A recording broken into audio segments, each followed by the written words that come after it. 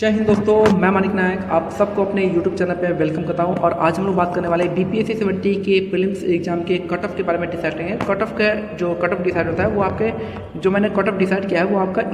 कम cut off नहीं है, वो थोड़ा सा ज़्यादा ही कट ऑफ है एज एक्सपेक्टेड कहा जाए, एज पर द वैकेंसी। जितनी वैकेंसी है उसके हिसाब से कट ऑफ जो है काफ़ी ज़्यादा मैंने बता दिया है और उससे बाहर जो है कट ऑफ जाने का कोई भी चांसेस नहीं है, क्योंकि आप देख सकते हो कि 67 बीपीएससी को छोड़ दें, आप 68 बीपीएससी को देखें तो वहाँ पे सीटों की संख्या लगभग जो आपका 250 के आसपास ही, वहाँ पे जो आपका जो नंबर ऑफ कैंडिडेट सेलेक्ट हुए थे आपका 2,58,000 एग्जाम दिए थे और 3,3500 के आसपास सेलेक्ट हुए थे। सिमिलरली उसका कट ऑफ 91 गया था। और सिमिलरली जो आपका 69 बीपीएससी हुआ था, जो अब तक की सबसे टफेस्ट बीपीएससी पेपर माना जाता है, तो उसके हिसाब से भी जो आपका लोग सेलेक्ट हुए थे आपका लगभग 2,77,000 एग्जाम दिए थे और 4,000 लोग वहाँ पे सेलेक्ट हुए थे और उसका भी कट ऑफ जो आपका 91 गया था। हालांकि 69 बीपीएससी में जो नंबर ऑफ क्वेश्चन है 3 क्वेश्चन डिलीट कर दिया गया था, उसके बावजूद जो है कट ऑफ 91 जाना थोड़ा सा लगता है कि हाँ पेपर का लेवल टफ होते हुए भी जो है कट ऑफ जो है हाई गया है। इसके बाद बात करते हैं 70 बीपीएससी का। तो 70 बीपीएससी में जो लोग तैयारी कर रहे थे वो एक्सपेक्टेड मान रहे थे कि 69 बीपीएससी के लेवल का पेपर आएगा और एग्जामिनर जो चेयरमैन था और कंट्रोलर था दोनों ही कह रहा था कि यूपीएससी से भी ज़्यादा टफ, यूपीपीएससी से भी ज़्यादा टफ और बीपीएससी 69 से भी टफर एग्जाम वहाँ पे प्रिपेयर रहने के लिए कहा था बीपीएससी चेयरमैन और कंट्रोलर ने। लेकिन हुआ उसका अपोजिट, जस्ट अपोजिट पेपर आया, वन लाइनर फैक्ट पे बेस्ड था और वहाँ पे जो स्टेटमेंट वाइज क्वेश्चन था बहुत ही कम, यहाँ पे 4-5 के आसपास पूछा गया था। तो वो एक शॉक फैक्टर काम किया गया था कि जो जैसा सोच के गए थे वैसा पेपर नहीं आया, इसलिए वो पेपर जो आपका लेवल के मामले में ठीक था और उसको टफ भी नहीं कर सकते, उसको ईजी भी नहीं कर सकते, क्योंकि कुछ लोगों के लिए फैक्ट टफ हो सकता है, कुछ लोगों के लिए फैक्ट ईजी हो सकता है। जो वन लाइनर एग्जाम दिए थे, वो जो वन लाइनर पे एग्जाम की तैयारी करते थे वो लोग इस फॉर्म को भरे ही नहीं थे, तो इस हिसाब से जो आपका देखा जाता हो तो 13 दिसंबर का पेपर जो आपका ठीक ठाक लेवल का पूछा गया था। इस हिसाब से बात करते हैं 20 बीपीएससी का पेपर हुआ था, वो 13 दिसंबर और 4 जनवरी दोनों को हुआ था और दोनों ही डिफरेंट पेपर आया था। 4 जनवरी का पेपर के लिए शॉक फैक्टर नहीं था, वो लोग ऑलरेडी 13 दिसंबर के पेपर को एनालिसिस कर दिए थे और समझ गए थे कि जो पेपर आएगा आपका वन लाइनर बेस पे आएगा और उन्होंने अच्छे से तैयारी किया था। अगर उस हिसाब से अगर बात करते हैं कि इसके लिए जो आपका मिनिमम मार्क्स होने चाहिए, आपके कितने मार्क्स तो आपके होने चाहिए, 13 दिसंबर में आपके जो मिनिमम मार्क्स इस साइड है और 4 जनवरी में आपको मिनिमम मार्क्स जो है कैटेगरी के हिसाब से बता दिया गया है। और जो है लोग एक्सपेक्ट कर रहे थे कि क्वेश्चन का लेवल जो होगा थोड़ा सा टफर कैटेगरी में जाएगा, लेकिन जो यहाँ पे क्या होता है कि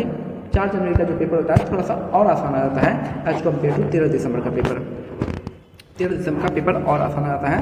और यहीं पे जो आपका 2 एग्जाम होता है, दो पेपर होता है एक ही एग्जाम को लेके। तो यहाँ पे जो एग्जामिनेशन कंट्रोलर बोलता है यहाँ पे वो क्या करवाएगा, यहाँ पे वो स्केलिंग सिस्टम लाएगा। तीसरी बात से यहाँ पे जो आता है 3 चीज़ ज़्यादा आते हैं। एक तो 13 दिसंबर में आपका जो मार्क्स पड़ रहे इतने मिनिमम मार्क्स आपके होने चाहिए, उसी तरह से 4 जनवरी का जो आपके मिनिमम मार्क्स होने चाहिए इतने मार्क्स आपके होने चाहिए और जो आफ्टर स्केलिंग जो कटअप बनेगा वो आपका ये वाला मार्क्स होगा कि स्केलिंग के बाद हमारे क्या मार्क्स हो सकते हैं और क्या एक्सपेक्टेड कटअप रह सकते हैं। स्केलिंग सिस्टम में एक और चीज़ देखा गया है कि जहाँ पे जो आपका टफर कैटेगरी का टफर जो एग्जाम होता है जैसे कि 13 दिसंबर का, यहाँ पे कुछ मार्क्स को बढ़ा दिया जा सकता है और 4 जनवरी के मार्क्स जो हो जाएंगे थोड़े से हटा दिए जा सकते हैं। लेकिन ओवरऑल जो होगा मैं बता दूं कि अगर आपके मार्क्स जो आपका 13 दिसंबर के हिसाब से अगर अनरिजर्व कैटेगरी में मेल में आपका 87 से 90 बन रहा है तो आप यहाँ पे अपने आप को सेफ मान सकते हैं। अगर फीमेल कैटेगरी है आपका उसमें आपका 80 से 82 आ रहा है तो आप अपने आप को सेफ मान सकते हैं। सिमिलरली अगर बात करते हैं आपका 4 जनवरी का, तो यहाँ पे जो मेल कैटेगरी में जो मार्क्स आपके मिनिमम हो सकते हैं आपका 93 से 95 जा सकते हैं और जो वो कि फीमेल कैटेगरी का जाएगा 85 से 88 पॉइंट रहने की आशंका हो सकती है। आपके इतने मार्क्स आपके होने चाहिए। सही बात करते हैं अगर हम ओबीसी मार्क्स में, ये आपका मिनिमम मार्क्स है। आपके मेल कैटेगरी में इतने, जनरल में आपका 87 से 90 मिनिमम होने हो सकते हैं 13 दिसंबर में और 93 से 95 आपके 4 जनवरी में मिनिमम मार्क्स हो सकते हैं। या मिनिमम मार्क्स कितने होने चाहिए आपके कैटेगरी के अकॉर्डिंग। वही अगर हम बात करते हैं ओबीसी कैटेगरी का, तो ओबीसी कैटेगरी में जो आपके मार्क्स होने चाहिए वो मिनिमम मार्क्स आपके 83 से 85 बनने चाहिए मेल कैटेगरी के लिए और फीमेल कैटेगरी के लिए आपको 75 से 78 मार्क्स होने चाहिए। सही बात करते हैं और बात करते हैं आपका 4 जनवरी का, तो मेल के लिए आपका 88 से 90 मार्क्स होने चाहिए मेल कैटेगरी के लिए ओबीसी कैटेगरी में और फीमेल के लिए आपका 78 से 80 मार्क्स आपके बनने चाहिए। सिमिलरली अगर हम बात करते हैं ईडब्ल्यूएस कैटेगरी में आपके जो 13 दिसंबर में आपके मिनिमम मार्क्स आपको होने चाहिए 78 से 80 मार्क्स होने चाहिए मेल कैटेगरी के लिए, और फीमेल कैटेगरी के लिए आपका 72 से 75 मार्क्स होने चाहिए। सिमिलरली अगर आपका 4 जनवरी का पेपर था तो उसमें मेल कैटेगरी में आपके 83 से 85 होने चाहिए EWS कैटेगरी में, और फीमेल के लिए आपका 76 से 79 होने चाहिए, 76 से 79 होने चाहिए। अगर हम बात करते हैं EBC कैटेगरी में, तो EBC कैटेगरी में आपका 13 दिसंबर वाले में आपका 75 से 78 मेल के लिए होना चाहिए, और 70 से 72 मार्क्स जो होने चाहिए मिनिमम मार्क्स होने चाहिए फीमेल कैटेगरी के लिए EBC कैटेगरी में। सिमिलरली आपका 4 जनवरी में आपका 80 से 82 मेल कैटेगरी के लिए जाएगा, और फीमेल कैटेगरी के लिए 75 से 77 मार्क्स आपके मिनिमम मार्क्स इतने होने चाहिए। सिमिलरली SC कैटेगरी में आपके जो मिनिमम मार्क्स होने चाहिए वो आपका 70 से 72 होना चाहिए मेल कैटेगरी के लिए, और फीमेल कैटेगरी के लिए आपका मार्क्स 65 से 68 होने चाहिए। सिमिलरली 75 से 78 होना चाहिए मेल कैटेगरी के लिए 4 जनवरी में SC के लिए, और ST के लिए आपका SC फीमेल के लिए बात करते हैं तो वो आपका 70 से 72 मार्क्स होने चाहिए। वही अगर हम बात करते हैं लास्ट हमारा ST कैटेगरी में, तो ST कैटेगरी में जो आपका मेल का मार्क्स आपके मिनिमम मार्क्स होने चाहिए 65 से 68 होने चाहिए, और फीमेल कैटेगरी के लिए आपका 62 से 65 होना चाहिए आपका 13 दिसंबर के हिसाब से। अगर वही हम बात करते हैं 4 जनवरी का, तो आपके मेल के लिए आपका 72 से 75 मार्क्स होने चाहिए, और फीमेल कैटेगरी के लिए आपका 68 से 70 मार्क्स आपके मिनिमम मार्क्स ये होने चाहिए इस हिसाब से देखा जाए तो। इसके बाद जो है ये आपका एक मिनिमम कट ऑफ मार्क्स है जहाँ पे इतने मार्क्स आपके बैठने चाहिए होने चाहिए, लेकिन इसके बाद जब स्केलिंग हो जाएगा तो मार्क्स अलग हो जाएंगे, किसी के मार्क्स बढ़ जाएंगे, किसी के घट जाएंगे। मैक्सिमम चांसेस है कि 13 दिसंबर वाले के मार्क्स बढ़ेंगे और 4 जनवरी वाले मार्क्स घट जाएंगे, क्योंकि यहाँ पे 4 क्वेश्चन डिलीट भी होने वाला है कुछ क्वेश्चन, क्योंकि 4 जनवरी का पेपर इतना ईजी था, कुछ क्वेश्चन यहाँ पे डिलीट भी हो गए 4 क्वेश्चन यहाँ पे। और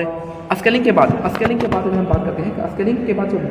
है आपका कट ऑफ हो सकता है अनरिजर्व कैटेगरी के लिए जो कट ऑफ जाएगा वो आपका 90 से 92 जाएगा आपका मेल के लिए, और फीमेल के लिए आपका 84 से 86 आपका मार्क्स रह सकता है फीमेल कैटेगरी के लिए। ये आपका एक्चुअल आफ्टर स्केलिंग मार्क्स हो सकता है, इसी को आप कट ऑफ मार्क्स मान सकते हैं। जो कट ऑफ होगा आपका अनरिजर्व मेल के लिए आपका 90 से 92 जाएगा, और फीमेल के लिए आपका 84 से 86 जाएगा।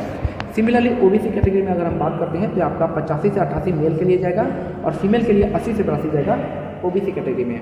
अगर हम वही बात करते हैं EWS कैटेगरी में, तो आपका 78 से 82 जाएगा मेल कैटेगरी के लिए, और 75 से 78 जाएगा आपका फीमेल कैटेगरी के लिए। सिमिलरली EBC में क्या होता है, आपका 78 से 80 मार्क्स रहेगा मेल कैटेगरी के लिए, और 75 से 78 मार्क्स रहेंगे फीमेल कैटेगरी के लिए। सिमिलरली अगर हम बात करते हैं SC के लिए जनरल SC के लिए मेल का मार्क्स जो है 75 से 78 हो सकते हैं, और 65 से 68 फीमेल कैटेगरी के हो सकता है। और ST में आप बात करेंगे तो ST मेल के लिए आपका 73 से 75 मार्क्स होने चाहिए होगा, और 68 से 70 आपका फीमेल का कट ऑफ इतना जा सकता है। ये हमारा एक्सपेक्टेड कट ऑफ था, जनरली एक्सपेक्टेड कट ऑफ ये था, वो आपको जो ऊपर दिया गया है ये आपके मिनिमम मार्क्स इतने आपके बनने चाहिए उस एग्जाम में, ताकि आप इस स्केलिंग मार्क्स के अंदर में आ सको। कभी कभी कंडीशन और चेंज होता है, क्या होता है कि कभी कभी UR का, OBC का, EBC का, इन सारे के जो कट ऑफ मार्क्स है इक्वल ले आते हैं, मेल का इक्वल हो जाएगा, फीमेल का इक्वल हो जाएगा। कभी कभी EWS, EBC और SC का, SC ST का मार्क्स इक्वल आ जाएगा, मेल का इक्वल आ जाएगा। ये कट ऑफ मार्क्स इक्वल बना देते हैं ताकि उतने नंबर ऑफ स्टूडेंट को वो एंट्री करवा सकें। तो ऐसा भी स्केलिंग में देखा गया है। तो ये था हमारे तरफ से कट ऑफ। जो कट ऑफ है मेल का आपका जनरल हमारा आफ्टर स्केलिंग UR का 90-92 मेल के लिए, 84-86 फीमेल के लिए, OBC में 85 से 88 मेल के लिए, 80 से 82 फीमेल के लिए, EWS का 78 से 82 मेल के लिए और 75 से 78 फीमेल के लिए, EBC का 78 से 80 मेल के लिए और 75 से 78 फीमेल के लिए, SC का 75 से 78 मेल के लिए और 65 से 68 फीमेल के लिए, और ST का 73 से 75 मेल के लिए और 68 से 70 फीमेल के लिए। ये हमारा ये एग्जैक्ट आपका यहाँ पे देखने को मिलेगा। और स्केलिंग के बाद ये कट ऑफ रहेगा 92 से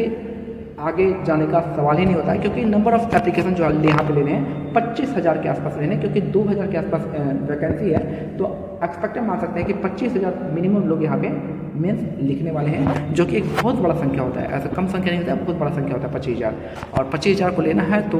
कट ऑफ कितना रहेगा। अगर बाई चांस अनएक्सपेक्टेड जो कट ऑफ जो होता है आपका 97, 99, 100 क्रॉस करता है, तो उस समय आप मान के चलेगा कि 1000 सीट जो है, 1000-1200 सीट है वो बिक गया है, वो आपका वो समझ सकते हैं ना क्या हो सकता है, वो बिक गया है। और जाहिर सी बात है, देखें 4 जनवरी का पेपर कैसे गांजा का सेवन करके बनाया गया था नर्सरियों के द्वारा, तो उस तरीके का पेपर अगर बनता है तो क्या ही कह सकते हैं। तो पेपर का पैटर्न चेंज ही किया है वो आपका सेटिंग कराने के लिए। तो खैर जो भी हो देखा जाएगा, अब रिजल्ट आता है तो क्या मार्क्स रहता है कौन अंदर होता है कौन बाहर होता है। लेकिन एक बात है, 25,000 लोग मेंस लिखने वाले हैं और आयोग ये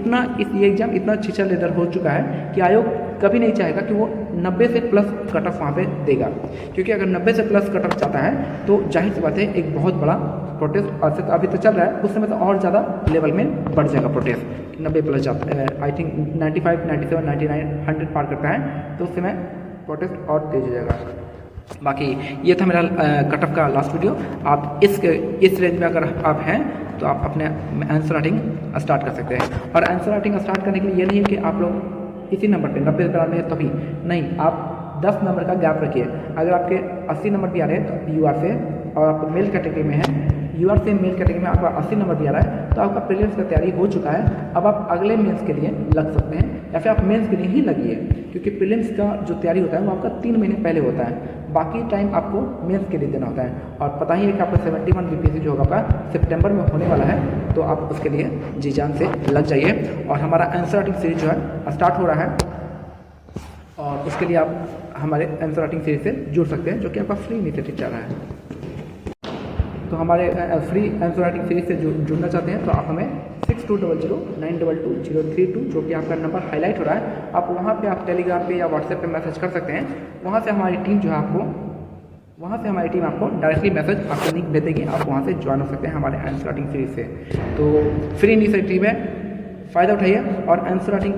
कैसे, और हमारे बेस्ट आंसर जो होता है उसको हम अपने व्हाट्सएप ग्रुप पे अपलोड कर देते हैं, वहाँ से आप उस आंसर को कॉपी भी कर सकते हैं और एक अच्छा अपना नोट्स बना सकते हैं। तो मिलते हैं अगले वीडियो में, तब तक के लिए जय हिंद, जय भारत, धन्यवाद।